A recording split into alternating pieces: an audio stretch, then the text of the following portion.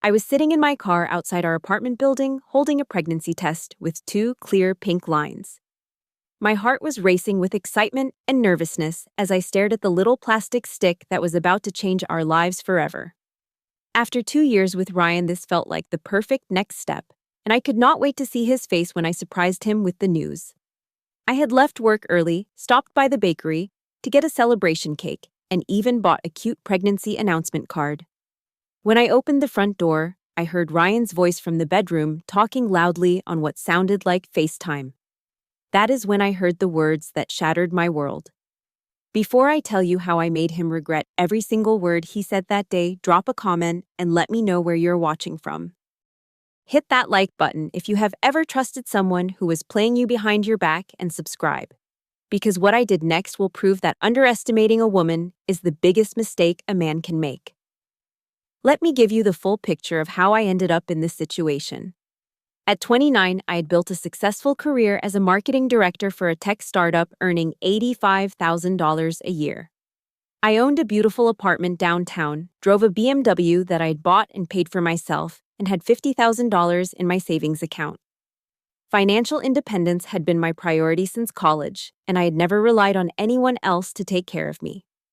I met Ryan 2 years earlier at a trendy coffee shop where he was performing acoustic music during their open mic night. At 26, he had this charming artistic vibe that drew me in immediately. He talked passionately about his music dreams, his plans to make it big, and how he was just waiting for his break in the industry. He was different from the corporate guys I usually dated, and I found his creativity refreshing. 6 months into our relationship, Ryan suggested moving in together to save money on rent. I should have seen the red flags when he never actually contributed to splitting costs, but I was so caught up in what felt like love that I ignored the obvious warning signs. Ryan claimed he was an aspiring musician who was between steady jobs, always waiting for the next gig or recording opportunity that would finally pay off. What started as temporary financial help turned into me paying for absolutely everything. Rent, groceries, utilities, date nights, gas for his car when it broke down, which seemed to happen conveniently right after I got paid each month. When I questioned the arrangement, Ryan would get emotional and talk about how most women did not understand artistic careers and how grateful he was to have someone who believed in his dreams. The red flags were everywhere once I started paying attention. His phone was constantly face down when we were together, and he would step outside to take calls that he claimed were about business opportunities.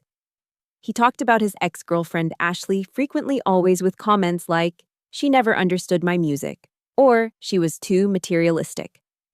When I suggested he get a part-time job while building his music career, he would get defensive and accuse me of not supporting his artistic vision. Ryan had a talent for manipulating situations to get money from me. There was always an emergency. His guitar needed expensive repairs. Right when I got my bonus, he needed new equipment for a big opportunity that never materialized, or his car broke down when he was supposed to start a temporary job. I had given him a supplementary credit card for emergencies, which he used regularly for things that definitely did not qualify as emergencies.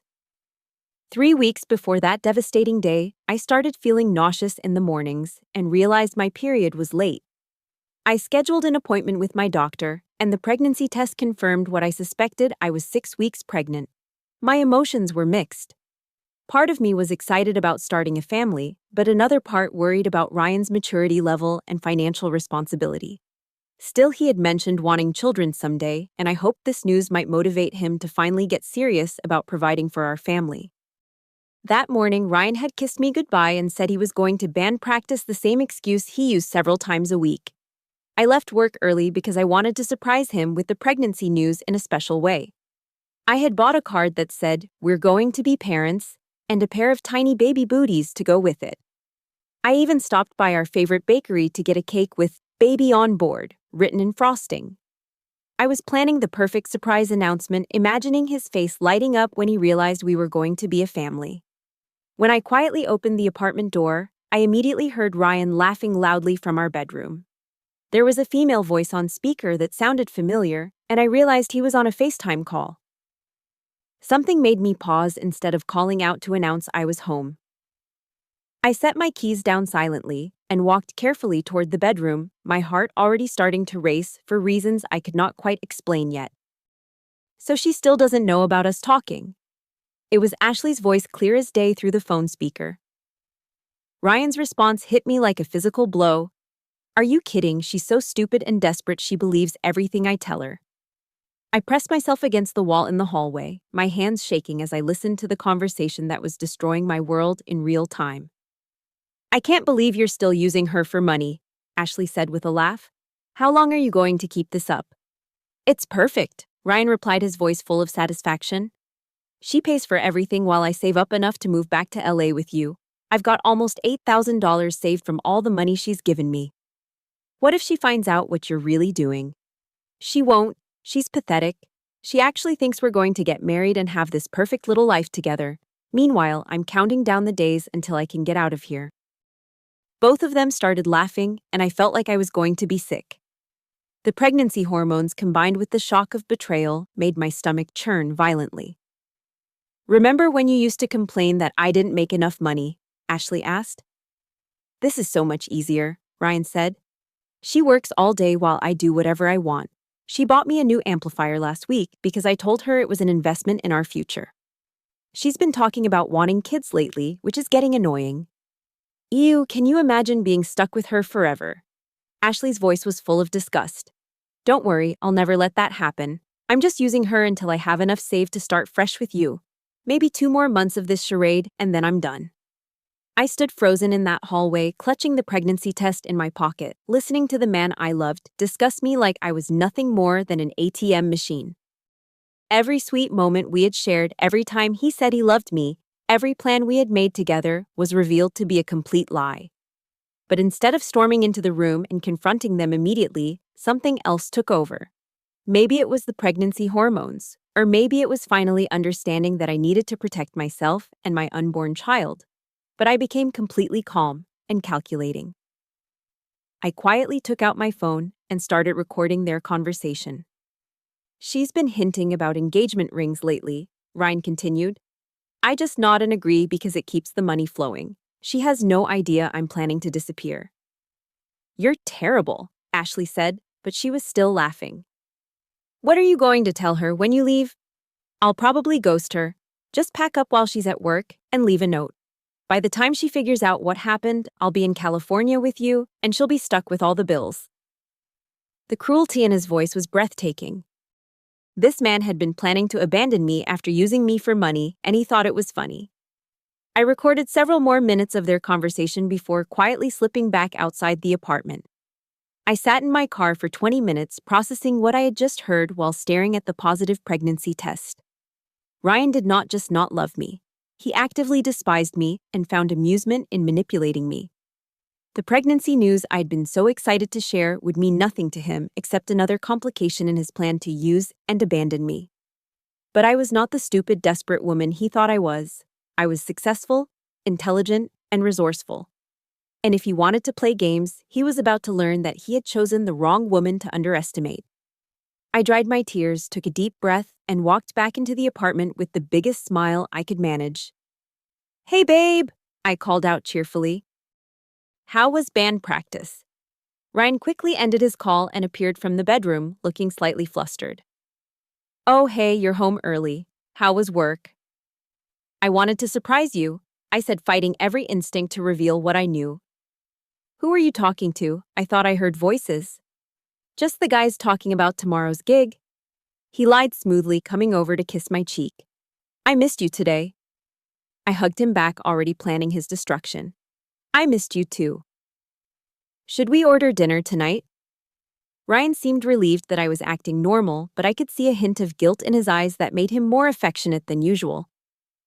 If only he knew that his guilt was the least of his problems. That night, while Ryan slept beside me, I began planning the systematic destruction of his entire scheme. If he thought I was stupid and desperate, I would show him just how wrong he was about both of those assumptions. The next morning, after Ryan left for another fake band practice, I drove to my bank and opened a completely new checking and savings account. I transferred my entire $50,000 savings and changed my direct deposit from work to go to the new account. Then I called my credit card company and canceled the supplementary card I'd given Ryan effective immediately. I spent the afternoon documenting every penny Ryan had borrowed from me over the past 2 years. Venmo transactions, receipts from purchases, bank statements showing cash withdrawals he had requested for various emergencies.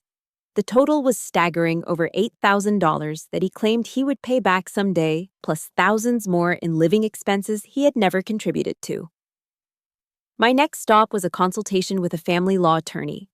I explained the situation, including the pregnancy and Ryan's plan to abandon me. The lawyer advised me to document everything and reminded me that emotional and financial abuse could be relevant in any future custody arrangements. I also learned about my rights as an unmarried mother and felt empowered knowing I had options. The apartment lease was only in my name, which meant Ryan had no legal right to live there once I decided he needed to leave. I contacted my landlord to give them a heads up about the situation and to request that the locks be changed when I was ready. They were surprisingly understanding and agreed to help. While Ryan continued his charade of being the loving boyfriend, I quietly gathered evidence of his betrayal. I discovered his secret Instagram account where he had been posting photos with Ashley during his supposed band practices. There were messages between them planning their future in Los Angeles and mocking me for being so easy to manipulate. I screenshot everything and saved it in a secure cloud folder. I also reached out to some of our mutual friends, carefully planting seeds about inconsistencies in Ryan's stories. When they started asking me direct questions about whether everything was okay in our relationship, I realized that other people had noticed his suspicious behavior too. The following week, I told Ryan I had to go out of town for work. He was clearly excited about having time alone, probably to spend with Ashley without worrying about me coming home unexpectedly. Instead of leaving town, I stayed at my friend Emma's apartment across the street where I could monitor our building. Sure enough, Monday afternoon, I watched Ashley arrive with suitcases, clearly planning to spend the week playing house in my apartment with my boyfriend using my money. They acted like a couple who had been secretly living together for months, which explained why Ryan always seemed so comfortable with our living situation while contributing nothing. Tuesday morning, Ryan posted an Instagram story from our apartment showing Ashley making breakfast in my kitchen using my groceries. The audacity was breathtaking, but it was also the evidence I needed to prove he had been living a double life. Wednesday morning, I texted Ryan that I was coming home early because I missed him. He immediately went into panic mode, frantically calling Ashley to hide any evidence of her presence. When I arrived at the apartment, Ashley was nowhere to be seen, but Ryan was sweating and nervous despite trying to act normal. "Everything okay?" I asked innocently. "You seem stressed." "Just tired from working on new songs," he lied. "How was your trip?" "Interesting," I replied. "Actually, I need to talk to you about something. My bank called about some unusual charges on my account." I pulled out printed statements showing thousands of dollars in charges that Ryan had made on my credit card. His face went completely white as he realized what I was holding. "I can explain," he started to say. "Can you also explain Ashley hiding in our bedroom closet?" I asked calmly.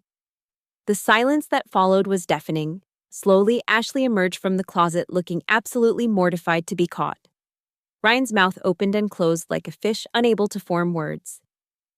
"Before either of you say anything," I continued, "I should probably mention that I have a recording of your FaceTime conversation from last week. You know, the one where you called me stupid and desperate and discussed your plan to use me for money before abandoning me." I played a portion of the recording on my phone. Ryan's own voice filled the room. "She's so stupid and desperate she believes everything. I'm just using her for her money until you take me back." Both Ryan and Ashley looked like they wanted to disappear into the floor. "Get out," I said quietly. "Both of you, right now." "Courtney, please let me explain," Ryan begged. "It's not what it sounds like." "Actually, it's exactly what it sounds like. And there's one more thing you should know." I took the pregnancy test out of my purse and set it on the coffee table. "I'm pregnant, and you just lost everything." Ryan stared at the test in shock while Ashley grabbed her things and ran for the door. "Courtney, we can work this out," he pleaded. "I made a mistake, but I love you." "You love my money," I corrected. "And now you won't have access to either me or my money ever again." Within 3 hours, the locks were changed. Ryan's belongings were packed in garbage bags outside the building, and I had filed a restraining order. I also posted the truth on social media with screenshots of his messages about using me, making sure everyone in our social circle knew exactly what kind of person he really was. The immediate aftermath was exactly what Ryan deserved. With no money saved despite claiming to have $8,000, he found himself essentially homeless. Ashley, it turned out, had no interest in supporting him financially now that his gravy train was over. Their reunion lasted exactly 3 days before she kicked him out of her place. The band he claimed to practice with regularly turned out to be just as fictional as most of his stories. When I contacted the musicians, he had mentioned none of them knew who he was. His entire identity had been built on lies designed to manipulate me into supporting him. Ryan's attempts to win me back became increasingly desperate. He called and texted constantly, claiming that everything had been a misunderstanding and that he truly loved me. He showed up at my workplace, forcing security to escort him off the property. Flower deliveries arrived daily with notes begging for forgiveness and promising to change. The legal consequences came swiftly. In small claims court, I presented evidence of every loan and payment I had made on his behalf. The judge awarded me full restitution of $8,000 to be paid through garnished wages once Ryan found employment. The restraining order was extended after he violated it multiple times by continuing to contact me and showing up at places where he knew I would be. 2 weeks after I kicked him out during a massive thunderstorm, Ryan stood outside my apartment building in the pouring rain, screaming my name at midnight. "Courtney, please, I need you," he yelled loud enough to wake half the building. "I'll change, I'll get a job, I'll marry you." I watched from my window as my neighbors called the police about the disturbance. Here was this man who had called me pathetic and stupid, who had planned to abandon me after using me for money, now literally begging in the rain for another chance. I felt nothing but pity for him. The pregnancy progressed beautifully without the stress of Ryan's manipulation and lies. I realized that I was financially stable enough to raise a child on my own and emotionally stronger without someone constantly undermining my self-worth. My family and friends rallied around me, providing the support system I needed. My career continued to flourish. I received a promotion to senior marketing director with a salary increase to $95,000 and better benefits. My colleagues respected how I had handled the crisis with grace and dignity, never letting personal drama affect my professional performance. Meanwhile, Ryan's life fell apart completely. He bounced from job to job, unable to keep steady employment once his wages were being garnished for restitution. Ashley left him permanently when she realized he had no money and no prospects. The last I heard, he was living with his parents and had given up on his music dreams entirely. 7 months after the betrayal, I gave birth to a beautiful daughter named Madison Rose. She was surrounded by love from family and friends during her arrival into the world. Ryan had no idea she had been born, and I intended to keep it that way until I was ready to deal with custody issues on my own terms. When Madison was 3 months old, Ryan attempted to contact me through a mutual friend, claiming he wanted to meet his daughter and make amends for his behavior. My response was simple: DNA test first, then we will see. The test confirmed his paternity, but the courts granted him only limited supervised visitation based on his history of manipulation and abandonment. 1 year after that devastating day, when I overheard his true feelings, my life had transformed completely. I owned a beautiful house that I had purchased with money I would have previously wasted on Ryan. Madison was thriving, surrounded by people who genuinely loved both of us. I had started dating again, but only men who respected my independence and demonstrated consistency between their words and actions. Ryan continued to pay child support through garnished wages, a constant reminder of the consequences of his choices. He had lost not only the woman who had supported him unconditionally, but also the chance to be a real father to his daughter. His plan to use me and then disappear had backfired spectacularly, leaving him with legal and financial obligations he could never escape. The most important lesson I learned was the difference between love and manipulation. Real love builds you up and makes you feel valued, not stupid for believing in it. Financial independence gave me the power to walk away from someone who was using me, and I never again ignored red flags for the sake of keeping peace. Madison will grow up knowing her worth and understanding that no one who truly loves her will ever make her feel stupid for trusting them. That pregnancy test was supposed to be the beginning of our story together, but it ended up being the beginning of my real life. Sometimes what feels like the worst day of your life is actually the day you start living authentically. And my daughter will never settle for a man who makes her feel stupid for believing in love. Have you ever discovered that someone you trusted was using you behind your back?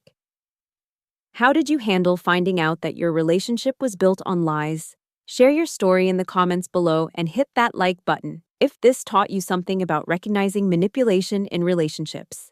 Subscribe for more real stories about standing up for yourself when people show you who they really are. And please share this video with someone who needs to hear that they deserve better than being used. Remember, when someone shows you their true character, believe them the first time, and never let anyone make you feel stupid for having a trusting heart. Thank you for listening to my journey, and I hope it reminds you that sometimes the greatest blessing comes disguised as the worst betrayal.